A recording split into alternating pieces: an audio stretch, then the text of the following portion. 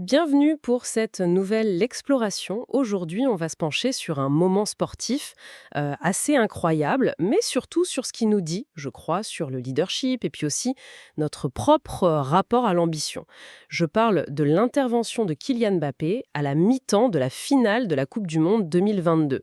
Et pour ça, on va s'appuyer sur un article vraiment intéressant de Christian Lissanjola qui, justement, prend ce moment comme point de départ pour une réflexion beaucoup plus large. Alors, petit rappel rapide du contexte, finale France-Argentine, c'est la mi-temps, et là, la France est menée 2-0. Oui, la douche froide, on imagine l'ambiance dans le vestiaire, terrible. Oui, plombé. Le psychologue de l'équipe, Laurent Duclos, a même parlé d'impuissance apprise collective. C'est fort comme terme, non? Ah oui, c'est très fort. Ça veut dire en gros que l'équipe avait collectivement l'impression de ne plus avoir les cartes en main, de ne plus pouvoir rien faire. Voilà. Ils avaient un peu baissé les bras, quoi. Et dans une finale de Coupe du Monde, c'est déjà une pression énorme, mais là, être mené 2-0, c'est le scénario catastrophe absolu. Mbappé lui-même l'a dit, c'est le match d'une vie. Exactement, la pression devait être inimaginable. Et c'est là, donc, dans cette ambiance de défaite quasi certaine, que Kylian Mbappé, qui avait à peine 23 ans, prend la parole. Oui, Et ces mots, on s'en souvient, ils ont été captés par les caméras, ils ont fait le tour du monde. Il dit un truc du genre « C'est une finale de Coupe du Monde, c'est le match d'une vie. On ne peut pas faire pire que ce qu'on a fait. Soit on les laisse nous tuer, soit on y retourne avec un peu de folie et du grinta. C'est une finale de Coupe du Monde. » voilà, et c'est ce moment très précis, cette prise de parole, que Christian Lissangola utilise dans son article comme une sorte de loupe. Une loupe sur quoi exactement ? Sur un défi qui nous concerne tous en fait, bien au-delà du foot. Ce décalage, ce fossé parfois énorme, entre nos grandes ambitions, ce qu'on dit vouloir atteindre, Oui. et puis nos actions concrètes, nos comportements au jour le jour, ce que Lissangola appelle l'écart qui sabote silencieusement nos rêves. Ah, c'est intéressant ça. Et c'est vraiment ça le cœur de notre discussion aujourd'hui, en s'inspirant de cette analyse. Comment on peut combler ce fossé ? Comment on peut vivre notre propre finale de Coupe du Monde tous les jours pour vraiment arriver là où on veut aller ? C'est exactement la question. Mais avant d'explorer ça plus en détail, revenons juste un instant sur cette fameuse première mi-temps, pour bien comprendre d'où partait l'équipe. Oui, il faut comprendre le point de départ. Et cette première mi-temps, c'était, ouf, un calvaire pour les Bleus. Vraiment, l'équipe semblait comme paralysée par l'enjeu. Paralysé, hein ? Oui, une psychologue sportive, Dr Sarah Thompson, appelle ça l'accablement par l'occasion. C'est quand la pression de l'événement est si forte qu'elle t'empêche en fait de jouer à ton vrai niveau. Et ça se voyait sur le terrain. Le langage corporel, Les épaules basses, tout ça. exactement. Peu d'agressivité, beaucoup d'erreurs techniques inhabituelles, une communication quasi nulle entre les joueurs. Et forcément, ça c'est dû au score. Très vite. Deux moments clés ont vraiment marqué cette première période. D'abord, le penalty. Concédé par Dembélé, 23e minute. Messi transforme. 1-0. Déjà, un coup dur. Et puis, à la 36e, ce deuxième but argentin. Magnifique, hein, faut le reconnaître, une contre-attaque limpide. Oui, superbe action. Mais la défense française a semblé complètement spectatrice, dépassée. Comme l'a écrit un journaliste, Philippe Auclair, la France n'était pas juste menée, elle était surclassée. Les stats étaient terribles, non ? Ah oui, 0 tir cadré en 45 minutes pour la France. 0. C'est dire l'état de l'équipe. Et avec en plus le poids de l'histoire qui joue contre Jam. Tout à fait. L'historien du foot David Goldblatt le rappelle, jamais une équipe n'avait remonté 2 buts de retard en finale de Coupe du Monde. Jamais. Donc pour beaucoup, c'était plié. Le match était joué. Voilà, le couronnement de Messi semblait écrit. C'est fou quand on y repense. Et c'est donc là, face à cette montagne, cette situation qui semble désespérée, qu'Mbappé prend la parole.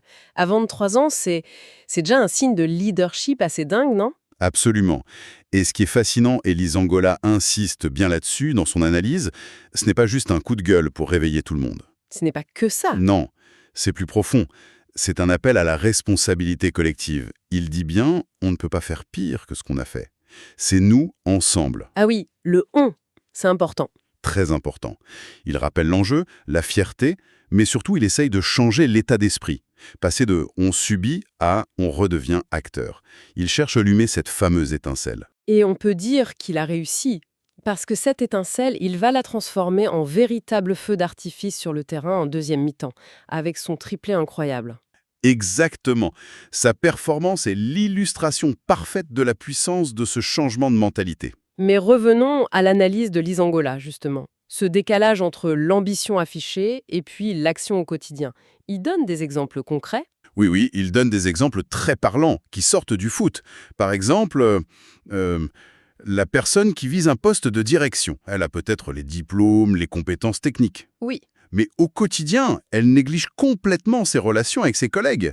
Elle reste dans son coin, communique peu, ne crée pas de lien. Elle rêve du sommet, mais elle oublie de construire la base relationnelle qui est essentielle pour le leadership. C'est vrai. C'est facile de dire je veux être chef, mais moins de faire les petits efforts de tous les jours pour créer une bonne ambiance, écouter les autres. C'est ça. Autre exemple qu'il donne, la personne qui attend une promotion juste. Par ancienneté. Ah, le classique. Voilà. Sans chercher à en faire plus, à s'impliquer davantage, à comprendre comment fonctionne l'entreprise dans son ensemble, à sortir un peu de sa fiche de poste. Lisangola les compare, et c'est là que le lien avec le foot est fort, à ces joueurs qui veulent gagner la Coupe du Monde, mais ne sont pas prêts à mettre l'intensité qu'il faut à l'entraînement, tous les jours. Cette fameuse grinta que Mbappé réclamait. Exactement. Cette énergie, cet engagement de tous les instants. Et on voit bien le parallèle. Ça s'applique aussi en dehors du travail, j'imagine. Bien sûr. L'article mentionne par exemple les entrepreneurs. Ils rêvent de succès, de développer leur boîte, mais ils ratent les occasions quotidiennes de juste rencontrer les gens, de discuter, de tisser leur réseau. Ils restent un peu dans leur bulle. C'est ça. Alors que, comme le dit Lisanguiola, les opportunités naissent souvent du réseau tissé bien avant qu'on en ait besoin. C'est un travail de longue haleine, le réseau. Et pour les relations personnelles aussi, ça marche. Tout à fait.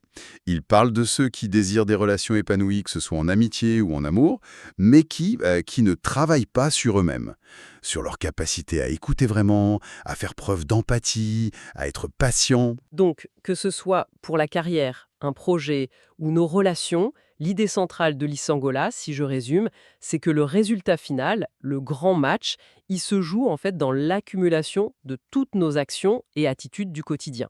C'est exactement ça. C'est l'idée clé. La finale, le grand objectif, quel qu'il soit, elle ne se gagne pas uniquement le jour J.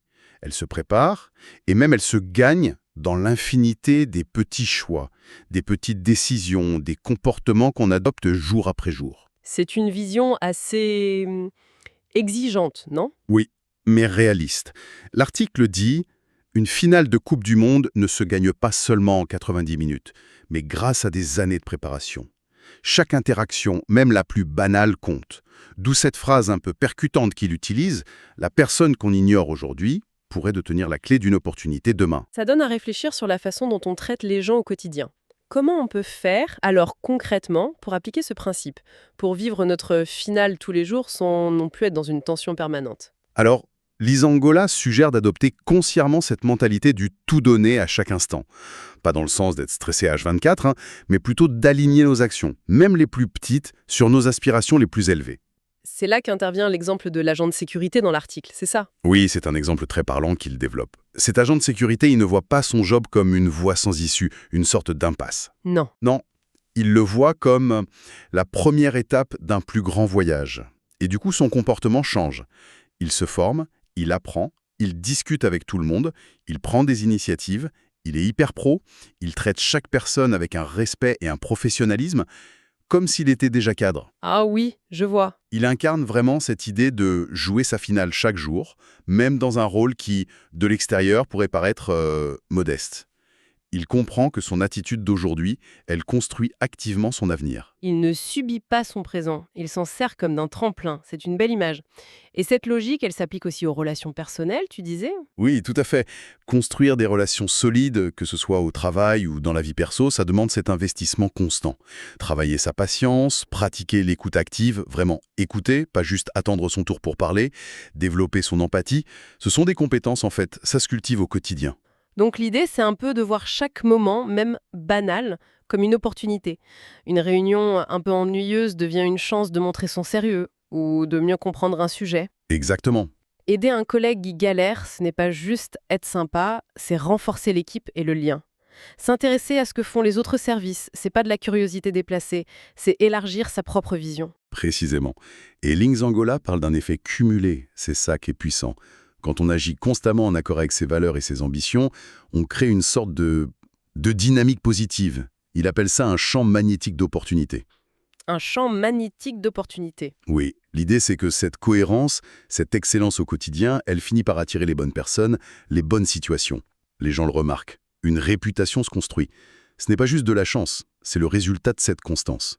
Si on revient à Mbappé et à cette finale, il y a aussi cette histoire incroyable des pénaltys. Il en marque 3. Oui, 3. 2 dans le jeu et 1 pendant la séance de tir au but. Face à Emiliano Martinez, le gardien argentin, qui est quand même réputé pour être un spécialiste pour déstabiliser les tireurs.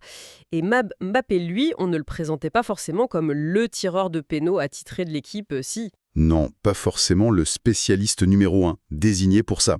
Et c'est un excellent point que tu soulèves. Ça illustre parfaitement comment on peut dépasser ses propres limites supposées, ou celles que les autres nous collent, dans un moment crucial, quand l'enjeu est maximal. Et ça contraste fortement avec ce que Lisangola décrit aussi, cette tendance qu'on a tous un peu, parfois, à rester bien au chaud dans notre zone de confort. Exactement.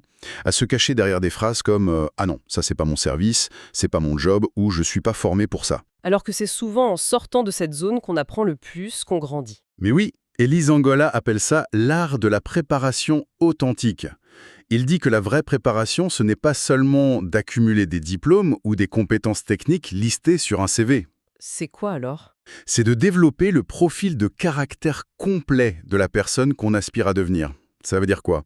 Ça veut dire oser se porter volontaire pour des défis, même si on ne se sent pas 100% prêt.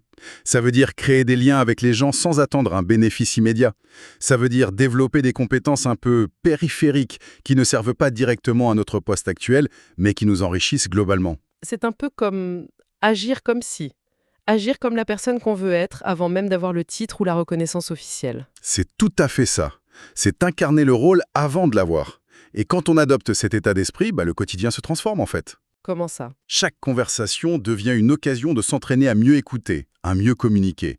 Chaque problème, chaque pépin devient une chance de montrer sa capacité à trouver des solutions, sa résilience. Chaque échec, parce qu'il y en aura, devient une leçon pour rebondir plus fort. Et cette authenticité dans la démarche, elle se ressent, Oui, Lisangola parle d'une résonance d'excellence. Quand on est aligné, quand on agit avec intégrité et engagement, ça crée une sorte d'aura positive qui attire naturellement les opportunités et les personnes qui partagent ces mêmes valeurs. On construit son succès petit à petit, jour après jour. J'aime bien l'image que Lisangola utilise. Chaque interaction est un fil dans la tapisserie de leur succès futur. Ça remet vraiment en perspective l'importance des petites choses du quotidien. Exactement. Et le véritable test de cet état d'esprit, le vrai défi, selon Lisangola, c'est la constance. La constance. Oui. Pas seulement être au top quand on a une présentation importante ou quand le patron regarde, mais être constant dans l'excellence, même dans les moments qui semblent insignifiants, anodins. Il pose des questions assez directes là-dessus dans son article, non? Oui, des questions qui nous interrogent tous. Est-ce qu'on est aussi attentif et présent dans une discussion informelle à la machine à café que dans une réunion stratégique avec le comité de direction? Est-ce qu'on apporte le même niveau de soin, d'excellence, aux petites tâches administratives qu'aux grands projets visibles? C'est une bonne question à se poser. Et cette constance, c'est justement ce qui est frappant chez Mbappé dans cette finale, en y repensant. Ah oui, Bah oui. Même après une première mi-temps catastrophique de l'équipe, son niveau d'engagement à lui, personnellement, en seconde période et pendant les prolongations, il n'a pas faibli d'un pouce. Chaque course, chaque duel, chaque tir, on avait l'impression qu'il le jouait comme si c'était l'action qui pouvait tout faire basculer. t'as raison. C'est exactement ça.